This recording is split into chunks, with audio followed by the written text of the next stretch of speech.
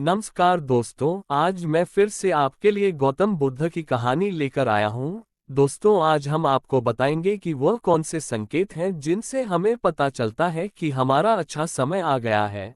तो दोस्तों, आप इस कहानी को अंत तक सुने, इससे आपको पता चल जाएगा कि अच्छा समय आने वाला है। तो चलिए दोस्तों, कहानी शुरू करते हैं। बहुत समय पहले की बात है। गौतम बुद्ध अपने शिष्यों के साथ एक गांव में ठहरे हुए थे। ये गांव संघर्षों, दुखों और समस्याओं से घिरा हुआ था। गांव के लोग अभावों से परेशान थे और हर दिन कठिनाइयों का सामना करते थे। उनके जीवन में खुशी और शांति जैसी कोई चीज नहीं थी। लोग निरंतर किसी न किसी मुसीबत में उलझे रहते थे।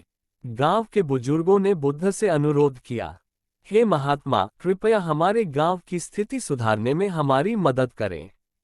हम बड़ी कठिनाई में हैं और आपके ज्ञानपूर्ण शब्द हमारे लिए मार्गदर्शन बन सकते हैं।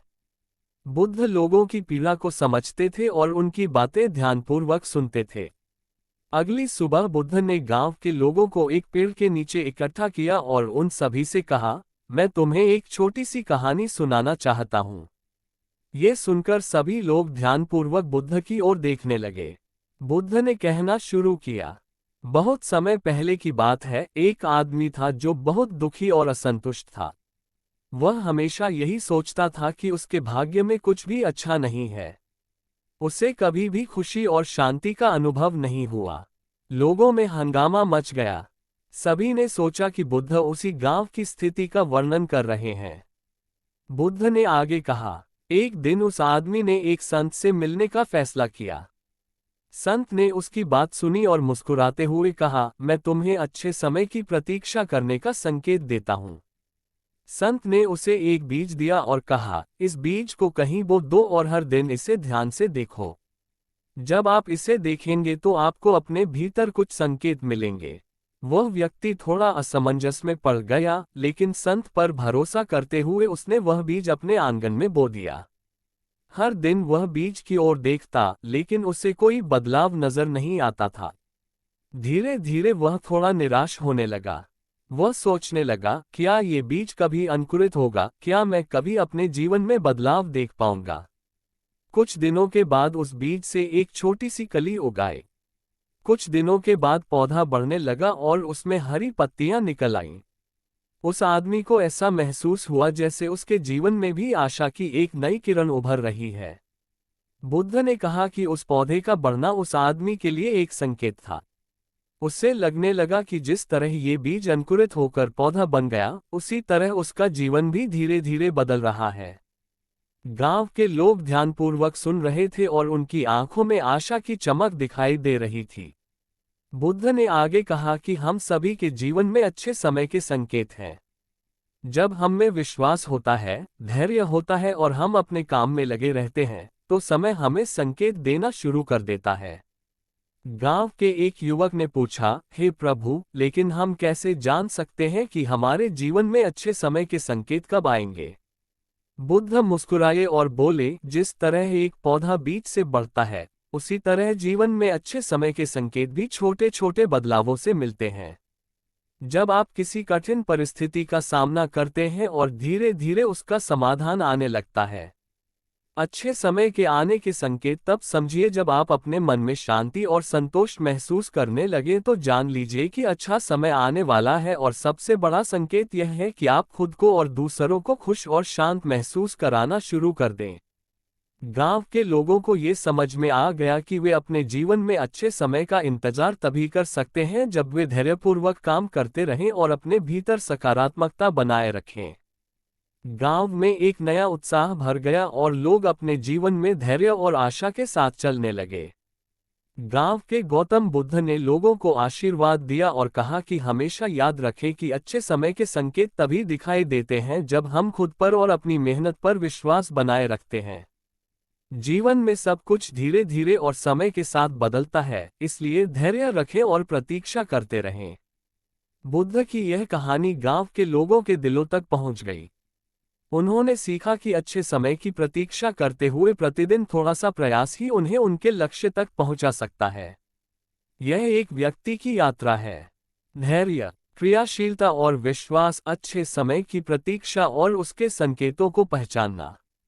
आओ दोस्तों, अब चलिए हम आपको एक और कहानी बताते हैं जिसमें गौतम बुद्ध ने बताया है कि कैसे आप अपना अच्छा समय ला सकते हैं और अपने बुरे समय को खत्म कर सकते हैं। गौतम बुद्ध ने बताया कि गौतम बुद्ध को ज्ञान कैसे प्राप्त हुआ। बुद्ध का जन्म राजा के घर में हुआ था। पिता ने ज्योतिषियों को बुलाया और भविष्य के बारे में पूछा। उन्होंने कहा, या तो वह सम्राट होगा या संत होगा। एक तरह से सच्चा सम्राट भीतर से संत होता है। होता यह है कि जब राजा ने ज्योतिष की भविष्यवाणी सुनी तो वह डर गया कि उसका बेटा साधु बन जाए। ये ठीक नहीं होगा। राजा ने पूछा कि मुझे कोई उपाय बताओ क्योंकि मैं चाहता हूं कि राजा का बेटा राजा बने। ज्योतिषियों ने कहा कि इसका पालन पोषण तथा संपूर्ण जीवन बड़ी सावधानी से बिताना होगा, अर्थात आपके पुत्र सिद्धार्थ को कभी कोई बूढ़ा व्यक्ति, कभी कोई बीमार व्यक्ति तथा कभी कोई मृत व्यक्ति नहीं देखना चाहिए। जब तक ऐसा नहीं होता वह राजा ही रहेगा। यदि ऐसा नहीं हुआ तो वह संत बन जाएगा। राजा शुभोदय ने अपने पुत्र से कहा। पिता ने सिद्धार्थ के लिए अच्छे से अच्छे सुख सुविधाओं, सबसे बड़े महल, सबसे अच्छे भोजन, दास दासियां, खाने पीने की वस्तुओं आदि की व्यवस्था की। पिता ने अपने पुत्र को सुख सुविधाओं में इतना व्यस्त कर दिया कि उसे बाहरी दुनिया की याद ही नहीं रही। शुद्धोधन को समझ में आ गया कि अब इतने सारे सुखों के सामने संत बनने का प्रश्न ही नहीं उठता। वह राहत महसूस करने लगा। राजा शुद्धोधन ने सख्त व्यवस्था कर रखी थी कि उनके पुत्र सिद्धार्थ को जीवन में कभी भी कोई बूढ़ा, बीमार या मृत व्यक्ति न दिखे, क्योंकि वे अपने पुत्र को खोना नहीं चाहते थे। सिद्धार्थ का जीवन वैभव और विलासिता में व्यतीत हो रहा था। युवावस्था में उनका विवाह एक सुंदर कन्या यशोधरा से हुआ। शादी के बाद धन संपत्ति की सारी चिंताएं दूर हो गईं। अब जब शादी हो गई तो वह कहाँ जाएगा? अब मेरा बेटा बंधा हुआ है। अब उसके कहीं जाने का सवाल ही नहीं उठता। 1 वर्ष बाद एक पुत्र का भी जन्म हुआ। उसका नाम राहुल रखा गया। अब राजा शुभदोष को पुनर्तः विश्वास हो गया कि अब वह कहीं नहीं जा सकते। एक दिन सिद्धार्थ ने कहा, पिताजी, मैंने आज तक अपनी राजधानी नहीं देखी। देखो, अगर तुम्हारी इजाजत हो तो आज मैंने तुम्हें देखा है। राजा ने कहा, हाँ हाँ, अपना नगर देखकर जरूर जाओ। उसने राजकुमार को राजधानी में घुमाने के लिए उसके साथ एक सारथी भी भेजा। फिर भी राजा ने सावधानी पूर्वक व्यवस्था की थी ताकि कोई गलती न हो। राजधानी की मुख्य सड़कें सिद्धार्थ के लिए अच्छी तरह से सजाई गई थीं, लेकिन घूमते समय सिद्धार्थ ने थोड़ा विपरीत रास्ता अपनाया। वह उस रास्ते से गुजरने लगा जहां कोई तैयारी नहीं थी और आज उसे बहुत आश्चर्य हुआ जब पहली बार उसने एक बूढ़े व्यक्ति को देखा। उसकी कमर झुकी हुई थी, उसकी त्वचा पर झुर्रियां थीं। वह व्यथित और दुखी था। उसकी चाल बहुत धीमी थी। बूढ़े व्यक्ति की झुकी हुई कमर देखकर सिद्धार्थ को झटका लगा और उन्होंने एक सारथी से पूछा, क्या एक दिन में भी इसी तरह बूढ़ा हो जाऊंगा? सारथी ने कहा, हाँ राजकुमार, हर व्यक्ति के जीवन में 3 अवस्थाएं होती हैं, बचपन, युवावस्था और बुढ़ापा। एक दिन तुम भी बुढ़ापे की अवस्था में चले जाओगे। हे राजकुमार, संसार का नियम है, चाहे गरीब हो या अमीर, सबका शरीर ढीला अर्थात बूढ़ा होता है। हुआ यूं कि राजकुमार सोच में डूबा हुआ था। सारथी रात्रि में आगे बढ़ा और कुछ दूरी पर उसे एक बीमार व्यक्ति मिला जो बीमारियों के कारण गिरा हुआ था। उस पीड़ित व्यक्ति को देखकर राजकुमार का हृदय बहुत दुखी हो गया। राजकुमार ने पूछा कि उसे क्या हुआ है। सारथी ने कहा कि यह व्यक्ति बीमार है, इसीलिए लोगों को कष्ट दे रहा है। इस संसार में दुख और सुख दोनों हैं। ये तो भाग्य का मामला है कि कोई दुखी है या कोई सुखी। क्या मैं भी बीमार हो सकता हूँ? सारथी ने कहा, अभी यह विचार छोड़ दो, समय बड़ा बलवान है, ये सब कर्म है। लेकिन यह इस बात पर निर्भर करता है कि वह राजा है या जीवन का रंग। सुख और दुख हर किसी को आते हैं।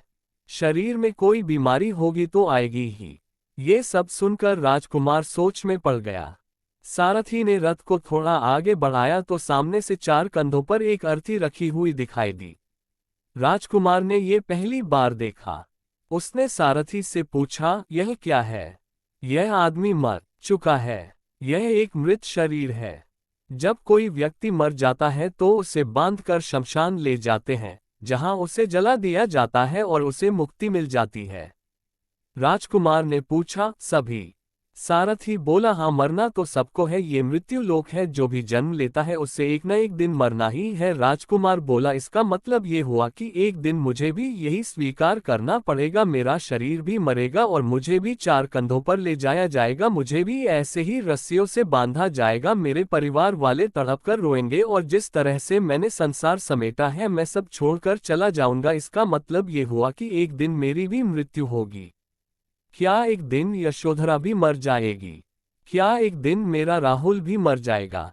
सारथी ने कहा, हाँ राजकुमार, एक दिन मैं भी मरूंगा, आप भी मरोगे, यशोधरा भी मरेगी और राहुल भी मरेगा, क्योंकि ये सभी मरने के लिए ही पैदा होते हैं। उस रात सिद्धांत को नींद नहीं आए और सोचने लगा, क्या संसार में इतना दुख है, रोग, बुढ़ापा है और ऐसे में मैं कैसे खा पीकर जिंदा रह सकता हूँ? नहीं नहीं, ये मुझसे नहीं होगा, मुझे उस तत्व को खोजना होगा जो दुख, दर्द और शोक से मुक्त हो, जो भय है।